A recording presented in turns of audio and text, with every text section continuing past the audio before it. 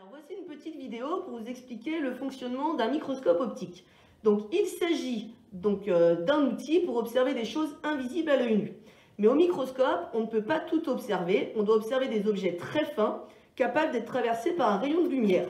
Donc ces objets, on les met entre une lame et une lamelle.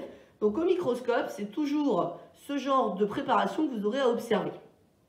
Alors je vais commencer par vous expliquer les différentes parties d'un microscope. Donc il y a d'abord la lumière ici, avec l'interrupteur pour allumer, éteindre, augmenter ou diminuer l'intensité lumineuse. Ensuite, la platine, donc c'est là où vous poserez votre préparation microscopique. Vous avez les objectifs, donc qui vous permettent de grossir l'objet. Donc ils sont au nombre de 3, donc un grossissement x4, x10 ou x40. Vous avez également ici l'oculaire, donc c'est l'endroit où vous mettrez votre œil. Et donc lui aussi a une lentille grossissante, donc c'est écrit x10. Donc par exemple ici, j'ai x10, x4, donc vous aurez une image 40 fois plus grosse que la réalité. Et pour finir, vous avez les vis pour faire le réglage, donc les grosses vis qui permettent de descendre et de monter la platine, et les petites vis pour affiner la mise au point.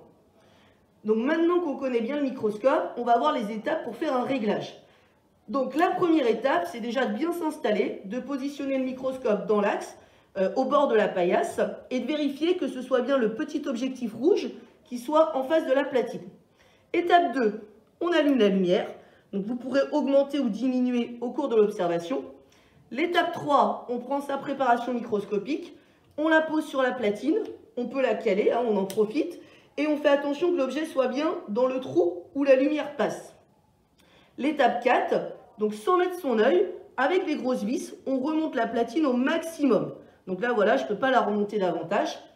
L'étape suivante, on place son œil dans l'oculaire et avec les grosses vis, on descend tout doucement jusqu'à obtenir une image nette de l'objet.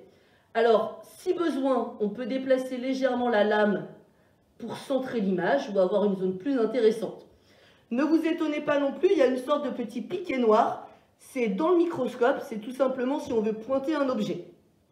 Alors parfois le réglage est terminé à ce moment-là. Sinon, si on veut voir l'image plus agrandie, on change d'objectif. Donc on y va progressivement. On passe du 4 au 10, donc on tourne délicatement. Et là, on remet son œil dans le microscope. Et avec les petites vis cette fois, on les tourne jusqu'à temps que l'image soit nette. Donc là, vous avez un grossissement 10 x 10 x 100.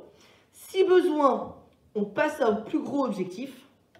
Donc là, le 40 x 10, on a une image 400 fois grossie. Et donc pareil, avec des petites vis, on les tourne. Alors parfois, il faut les tourner un petit peu, jusqu'à temps que l'image soit nette. Voilà, donc maintenant, vous savez régler un microscope. Et donc, à la fin de la séance, vous n'oublierez pas d'éteindre la lumière, d'enlever votre préparation microscopique et de remettre le petit objectif dans l'axe.